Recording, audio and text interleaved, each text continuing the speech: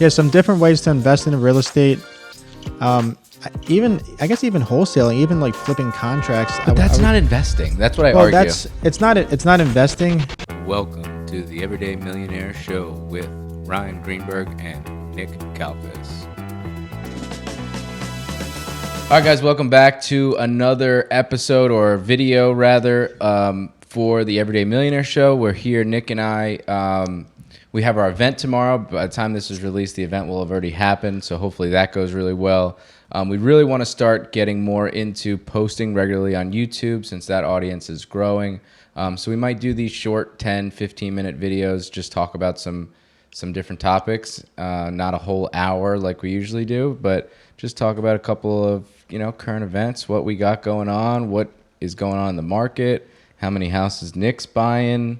I see you've been posting on there about doing some purchasing recently, huh? A little transaction here, a little transaction there, So the market's not as dead as everybody says that it is. I know everybody's scared about these high interest rates and stuff, but right now we have a listing that just went live and we have multiple offers over asking. So I think with the lack of inventory right now, the market's still doing pretty strong. So if you are trying to buy, trying to invest, don't be scared. Everybody, I think, tries to push it off, right? Like, I think that's a big problem that everybody says, oh, like, now's not a good time to invest. Well, when is a good time to invest? Yeah, it didn't seem like a good time when rates were low for some people. So right. You just got to pick a time and dive in. If the numbers make sense, then jump right in and ask questions along the way. Yeah. So one of the things that I wanted to talk about is what the strategy we use to get our Florida house. And right now with the high interest rates, following a period of very low interest rates, there's some strategies that you can use to get low interest rates or lower interest rates than on the market. And one of those things is owner financing. Boom.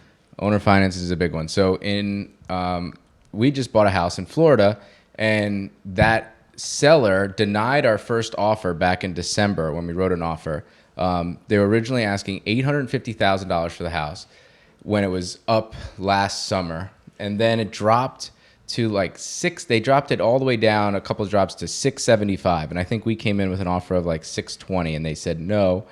Then 3 months later came back and were trying to get us to pay, I think somewhere in like the 650 range. We ended up getting the deal for 630 with seller financing at a 6% rate, which is lower than what a DSCR or even a conventional mortgage is going to be. And in this situation, the owner owned the property free and clear.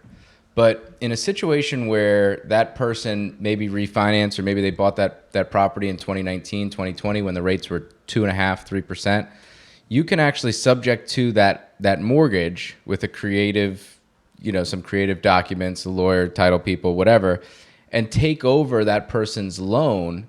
And maybe their loan's at 2%. They can charge you 5%, they're still making a 3% net on top of what they've already sold the house to you at, whatever profits they took off the table.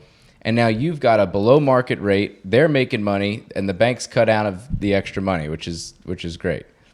So creative financing is definitely some way. Have you been trying to, pitch deals like that recently? Because that's something now, since we did this one in Florida, I'm asking everybody. Not recently. It's something that with interest rates going higher, it's something that I definitely want to get into. Obviously, when I use HomeSnap and look for properties here in Maryland and down in Florida, I'll see roughly what their interest rate is on and what their existing mortgage amount is.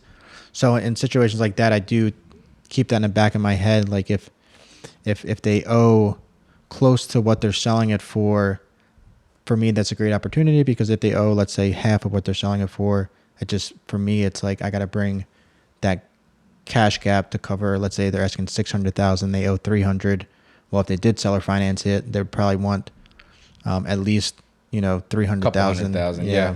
Well, that's a big part of the negotiations too. It's how much do you want up front? And with the seller financing deal that we did on the Florida house, we didn't actually even try to really negotiate the price down. We tried to more negotiate the amount of money that we had to come up with down. Yeah. So we started with $100,000, and then after the inspections and stuff like that, the appraisal, the inspection, we went back to them and said, hey, we'll give you the same money, but we want to put less money down and finance more.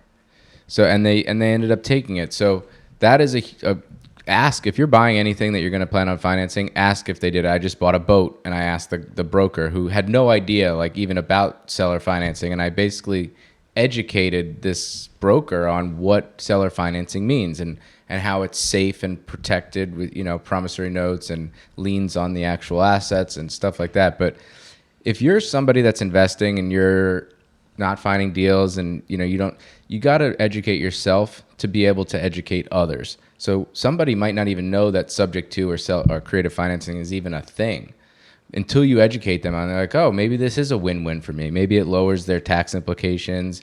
Maybe they don't need that money up front. They can use it as almost like a forced investment account. They're holding the note on your property. So seller financing, creative financing, you gotta look into it. If you're investing, you need to know about it.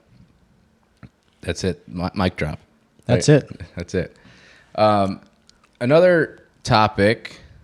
What are some different ways to invest in real estate?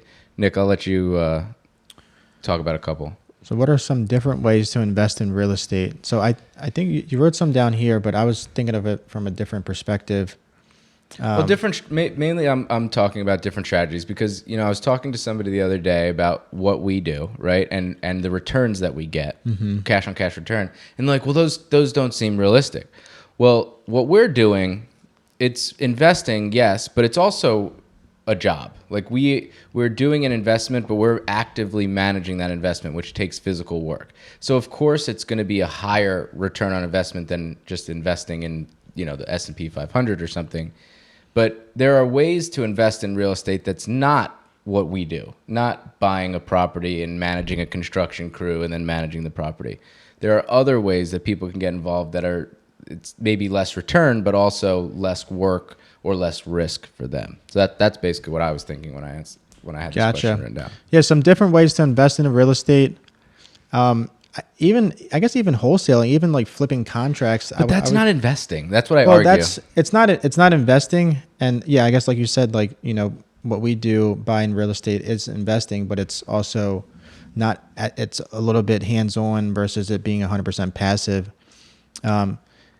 So then on the other hand is flipping investing then. That's true. I apprehensively wrote flipping because you do buy it, but you don't really hold it. So it's an investment. Active job. Yeah, it is a job. It's a job, right? So I think flipping is an active job. I don't think it's investing.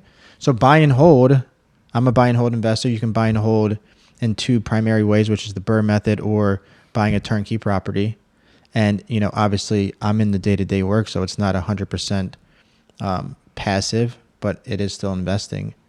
So I guess there's definitely a gray area. I mean, some people may consider flipping as investing, but that's more of a grind and you have to find your next flip to produce more income. It just doesn't really produce income monthly or annually by itself. I guess, we definitely have to split up the difference of being a business owner and owning a business that's an active thing that's doing solving some sort of problem versus just an investor who, when I think of investing, I just think of, let me put this money into this account and it'll grow, right? Or let me put this money into this syndication and it will grow.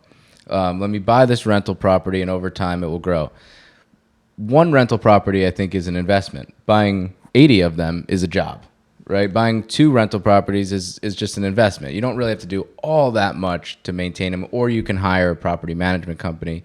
But to build a portfolio, to build a business around it, that's a completely, different thing. So to point people into a direction of more passive So I guess, well, in a sense, it could be 2 separate businesses, right? When I buy a property and I have my construction crew going in and renovate it, that's one company, like even though it's all under the same, essentially that's its own company. And then not until it becomes a rental, when it's all finished up and all the inspections are done, that's when it transferred to the rental, essentially a rental company and the investment at that point. So I guess leading up to that, it's not really, it's more of that business model. And then once it turns over to be 100% ready to be rented, that's when it switches over to an actual investment at that point when you're renting it out. And then at that point, if I had a property management company, then it wouldn't be a business because it would just be, I would hand it off. So I guess the beginning phases of that, which would be the beginning phases of the BRRRR method, would be the business model, and then it could transition to strictly investments if I had a property manager and I just handed the keys over when the renovation was done. Yeah. No, I think it's something that you got to think about when you're getting into investing, right?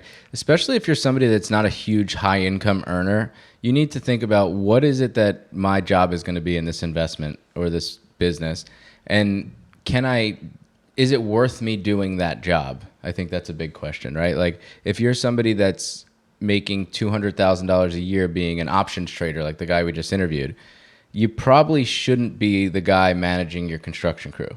You should probably outsource that because it's way cheaper to pay a GC $20,000 for project management than it is for you to stop doing your high income job. But if you are a teacher and you have off all summer, you should be working you should be working in your business. Or if you're somebody that's making $12 an hour and you're trying to buy a property, well, you probably have to do some more active work. Yeah. Bottom line, get to work. Get to work, make some more money. And it's, not an ignorant thing to say.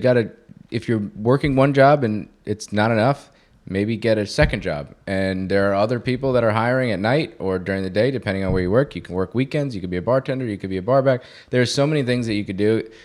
If you're just listening and sitting back saying, I don't make enough money, then you're not doing enough, because money is one of the easiest things to do. Like if you figure out how to make money in one way and you just do it for a while, it's pretty easy. So you just got to do it. I think that's a tough love kind of situation there. Yeah. Because a lot of times people can start to get the hang of something and become good at something in business or at their job, and then they want to transition and do something else. And maybe that period of them doing something else or transitioning, maybe they're not making any money. Right. And, they're giving up something that they know how to do. I think a big thing in the beginning too, and we didn't do this well. We didn't focus on one thing. We have 3 or 4 different businesses that we run now, and luckily we came out on the other side. But if you're somebody that's like, ADD when it comes to doing one thing and then, I need to try this other thing, and let me try this too, and you haven't perfected the first thing, then you need to go back to the first thing and start working on that and just doing that again until you're perfect at that, and then enough where you can outsource it, keep that going, and then do the next thing. But if you're trying to be 2 things, you're not going to be good at both of them. Well, I have a question for you. Yeah. What is the role of a property management company in real estate investing? So property manager, for some people, is one of the most important members of your investment team, because they're the ones that are actively managing the issues at your place.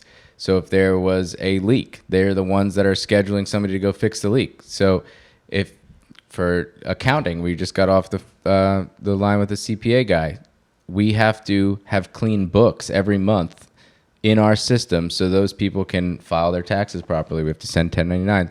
All that stuff we've automated it with our systems, and we use the same system now, and it's really, really great, AppFolio.